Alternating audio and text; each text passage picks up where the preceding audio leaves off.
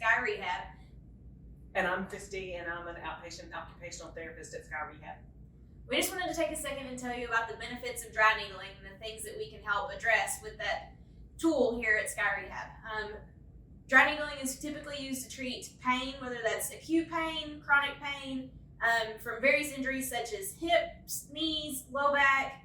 We can even do jaw dysfunction, neck issues. It helps to increase the blood flow, can help improve the range of motion, and the typical goal of dry needling is just to restore the function that you've lost from the injury that you have.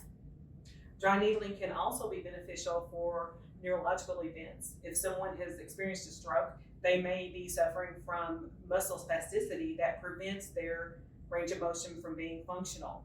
Dry needling can help restore that function as well. And also, additionally, we can help do post-surgical scarring.